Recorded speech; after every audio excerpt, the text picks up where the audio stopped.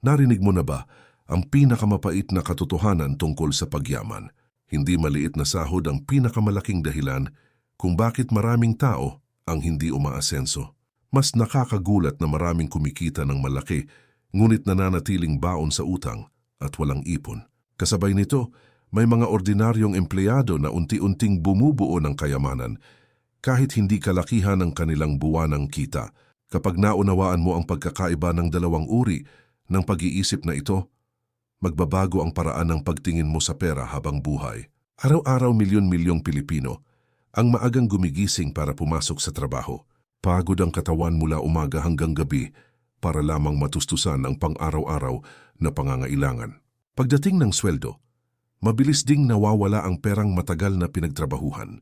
Bayarin sa bahay, pagkain, kuryente, tubig, pamasahe, at iba pang gastusin ang agad na kumakain sa kinikita. Dahil dito, marami ang naniniwalang imposibleng yumaman kung hindi lalaki ang sahod o hindi mananalo sa isang pambihirang pagkakataon.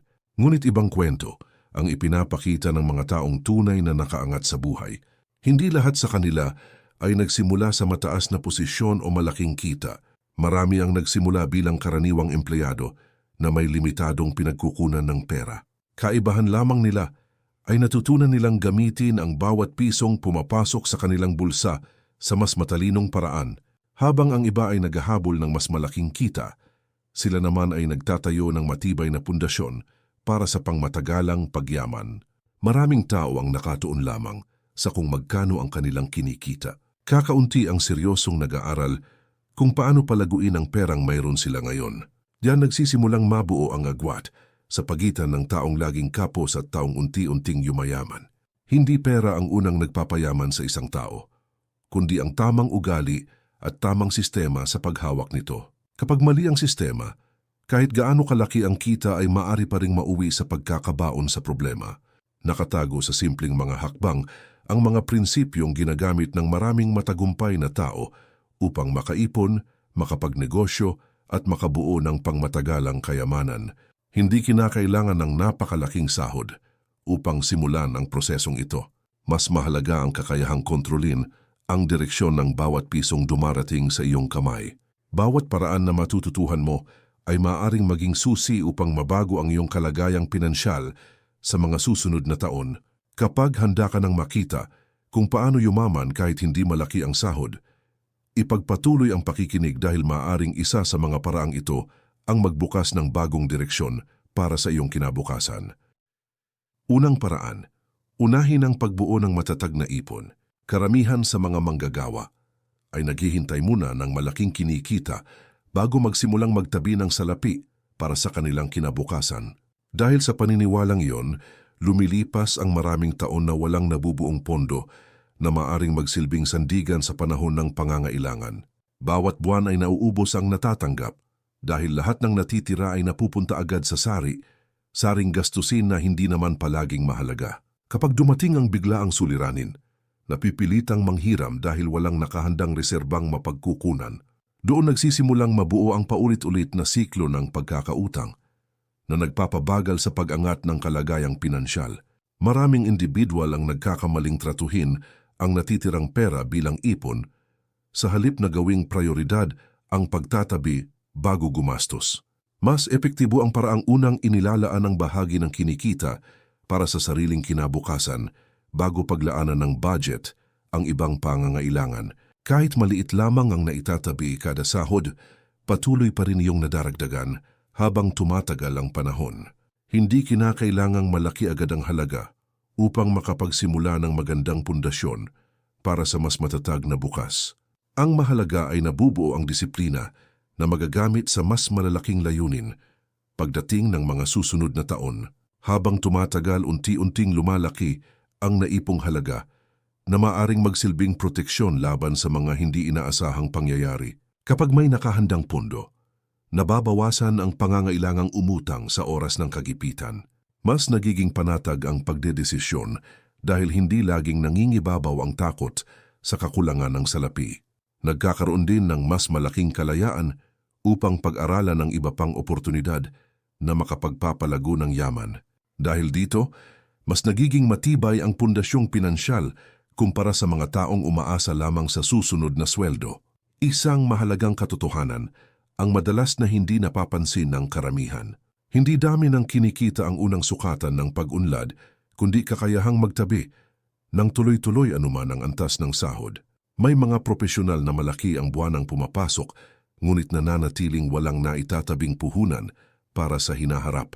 Samantala, may karaniwang empleyado na dahan-dahang nakabubuo ng malaking pondo dahil sa maayos na pamamahala ng kanyang resources.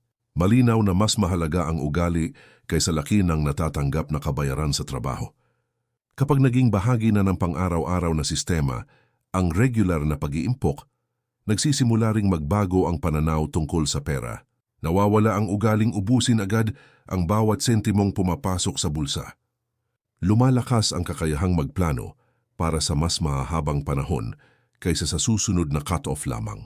Unti-unting nabubuksan ang pinto patungo sa mas malalaking oportunidad na maaring maghatid ng kasaganaan. Ganyan nagsisimula ang maraming kwento ng pag-asenso, kahit hindi naman kalakihan ang buwanang sahod. Ikalawang paraan, palakihin ang pinagkukunan ng kita. Umaasa lamang sa iisang pinagmumulan ng kabuhayan ang napakaraming tao sa kasalukuyan. Kapag nagkaroon ng problema sa trabaho, agad na naapektuhan ang buong kalagayang pinansyal ng isang pamilya. Nawawala ang katatagan dahil nakasandal ang lahat sa iisang daluyan ng pera na pumapasok bawat buwan. Anumang aberya ay maaaring magdulot ng matinding pangamba, lalo na kung maraming obligasyong kailangang tugunan. Dahil dito, nagiging mahirap ang pagbuo ng pangmatagalang kasaganaan kahit gaano kasipag ang isang tao. Bukod sa pangunahing hanap buhay, mahalagang matutong humanap ng karagdagang mapagkakakitaan na akma sa kakayahan at oras na mayroon. Pwedeng magsimula sa maliliit na gawain na hindi nangangailangan ng malaking puhunan upang umandar. Maraming pagkakataon ang nababaliwala dahil iniisip ng karamihan na kailangan agad ng malaking kapital bago kumita ng mas malaki. Katotohanan na maraming matagumpay na negosyante ang nagsimula sa napakasimpleng paraan bago umabot sa mas mataas na antas. Unti-unting paglago ang mas mahalaga kaysa sa agarang resulta na madalas hinahanap ng iba. Sa panahon ngayon, napakaraming oportunidad ang maaaring pagkuhanan ng dagdag na kabayaran para sa pagsisikap at talento. Nagagamit ng ilan ang kanilang kakayahan sa pagbebenta upang magkaroon ng karagdagang pumapasok na salapi. Ginagawa naman ng iba ang kanilang mga natatanging kasanayan bilang serbisyo para sa mga nangangailangan nito. Dahan-dahang lumalawak ang kanilang kakayahang pinansyal habang patuloy na dumarami ang pinanggagalingan ng kita.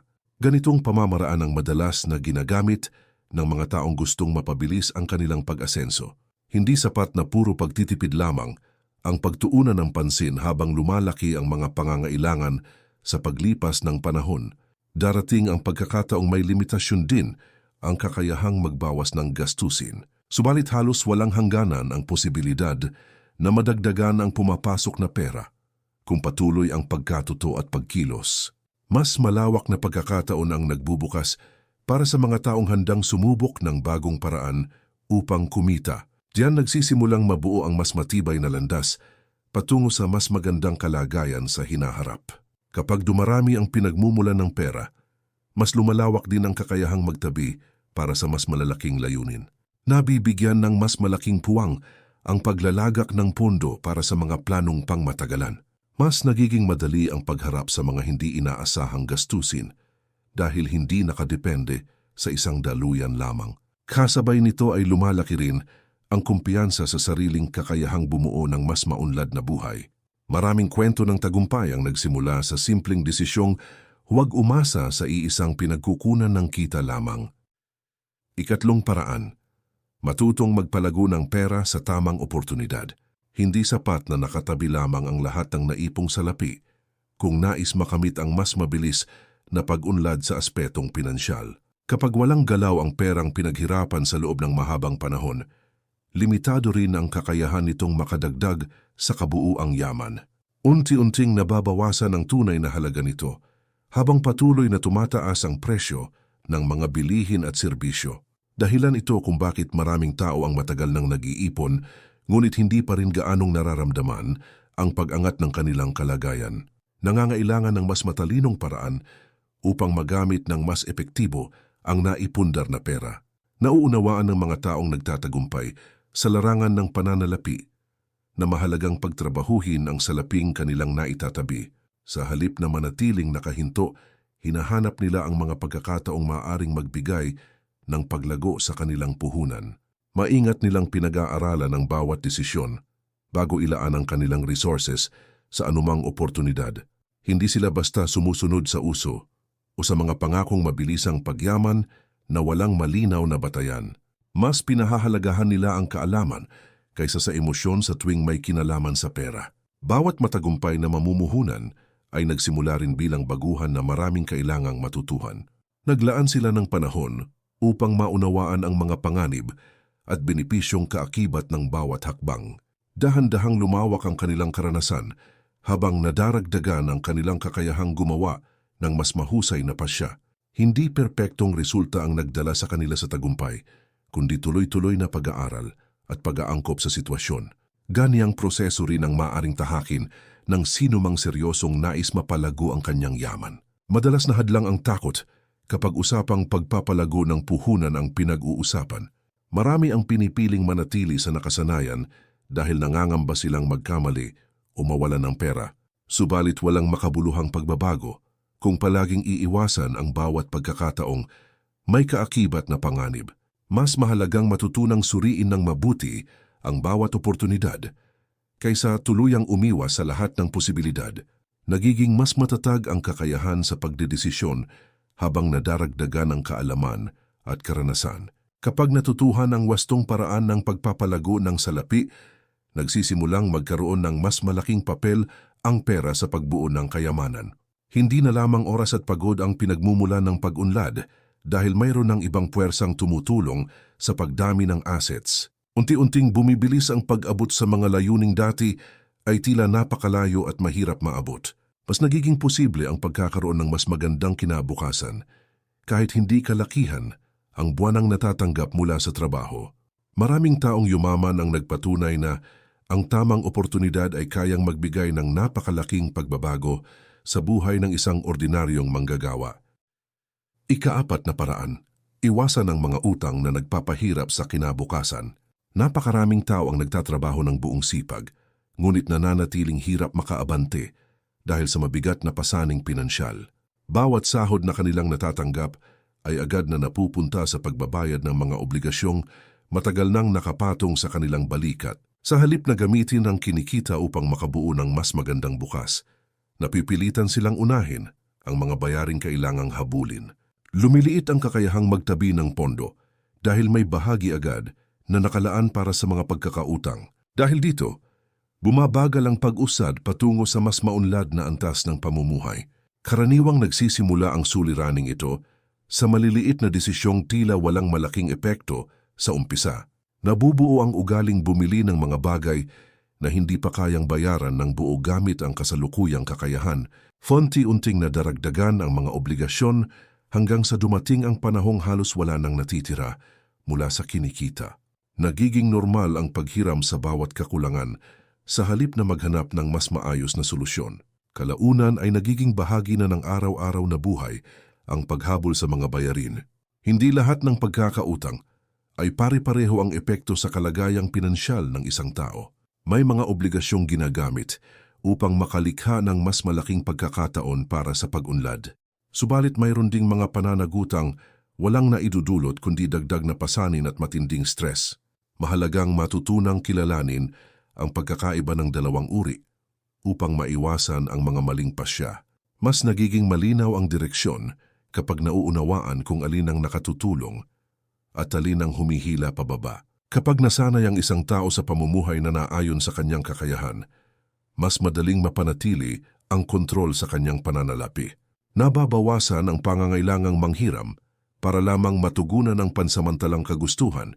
Nagiging mas maingat ang bawat hakbang dahil alam niyang bawat desisyon ay may epekto sa kanyang hinaharap. Kasabay nito ay lumalawak ang kakayahang maglaan ng resources para sa mas mahahalagang layunin.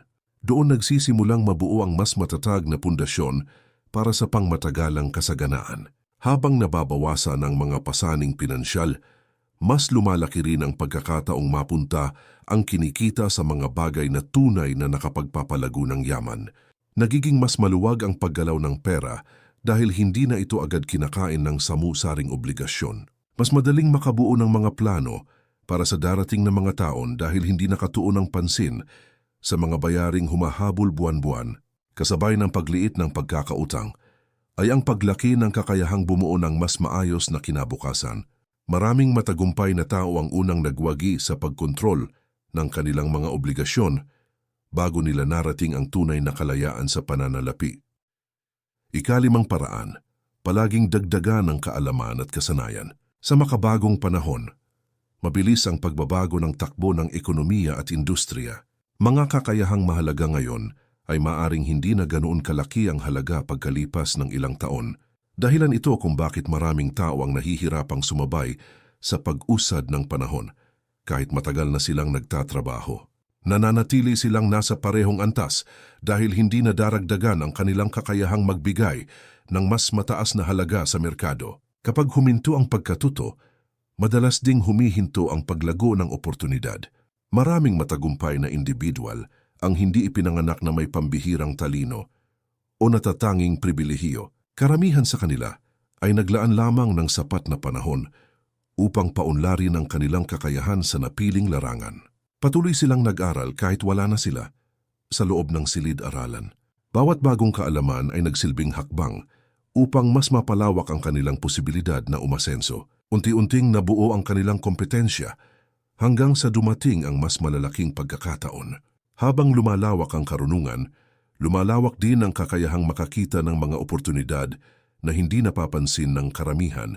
Nagiging mas mahusay ang pagdedesisyon dahil mas marami ng impormasyong maaaring pagbatayan. Mas madaling matukoy kung aling direksyon ang may potensyal na magbigay ng magandang resulta sa hinaharap. Nagkakaroon din ng kakayahang lutasin ang mga hamong maaaring makahadlang sa pag-unlad. Ganitong uri ng pag-iisip ang karaniwang taglay ng mga taong patuloy na umaangat sa buhay. Hindi kinakailangang gumastos ng malaki upang madagdagan ang kaalaman sa kasalukuyang panahon.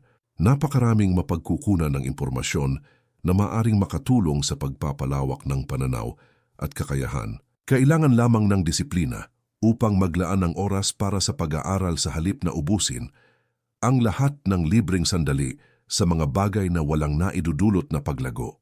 Bawat natutuhang konsepto ay maaring maging susi sa mas magagandang pagkakataon sa mga darating na taon.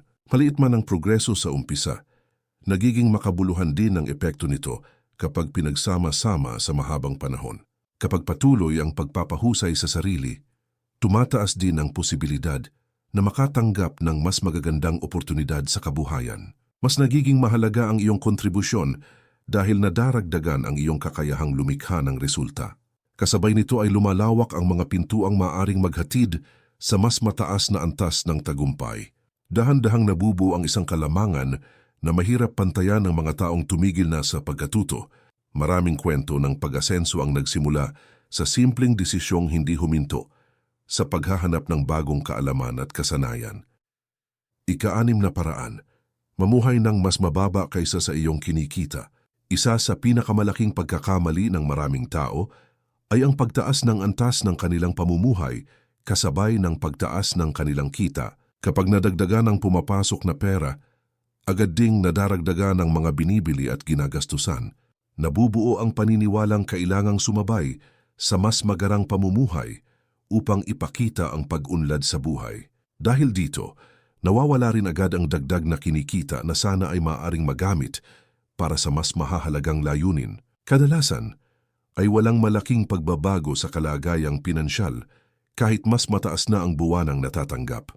Marunong magpigil ng sarili ang mga taong nakabubuo ng tunay na kayamanan sa paglipas ng panahon. Hindi nila hinahayaang diktahan ng emosyon ang bawat paggasta na kanilang ginagawa. Pinag-iisipan nilang mabuti kung ang isang bagay ay pangangailangan o pansamantalang kagustuhan lamang. Mas pinipili nilang ilaan ang malaking bahagi ng kanilang resources sa mga layuning may pangmatagalang benepisyo. Ganitong ugali ang tumutulong upang mapanatili ang matatag na direksyon ng kanilang pananalapi. Hindi nangangahulugan ng simpleng pamumuhay na pinagkakaita ng sarili ng kasiyahan o kaginhawaan, mas tumutukoy ito sa matalinong pagpili kung saan dapat mapunta ang pinaghirapang pera. Nauunawaan ng mga disiplinadong tao na hindi lahat ng kayang bilhin ay dapat bilhin agad. Pinahahalagahan nila ang pangmatagalang seguridad kaysa sa panandali ang kasiyahang mabilis ding nawawala. Dahil sa ganitong pananaw, mas nagiging kontrolado ang kanilang mga desisyon tungkol sa paggasta. Habang mas malaki ang pagitan ng kinikita at ginagastos, mas lumalaki rin ang kakayahang bumuo ng yaman.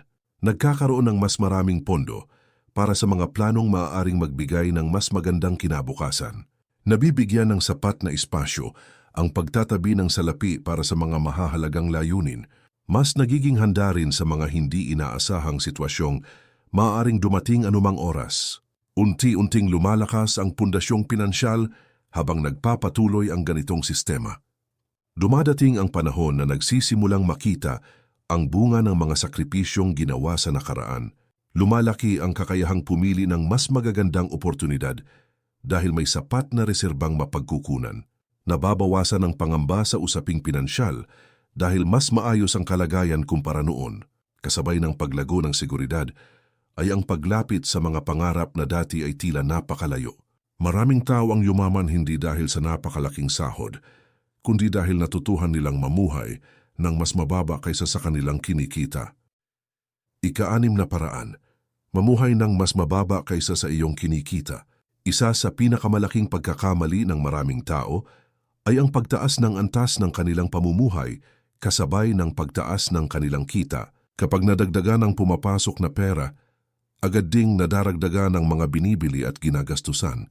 Nabubuo ang paniniwalang kailangang sumabay sa mas magarang pamumuhay upang ipakita ang pag-unlad sa buhay. Dahil dito, nawawala rin agad ang dagdag na kinikita na sana ay maaaring magamit para sa mas mahahalagang layunin. Kadalasan ay walang malaking pagbabago sa kalagayang pinansyal kahit mas mataas na ang buwanang natatanggap.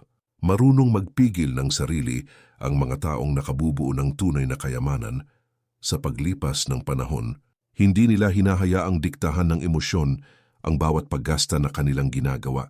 Pinag-iisipan nilang mabuti kung ang isang bagay ay pangangailangan o pansamantalang kagustuhan lamang.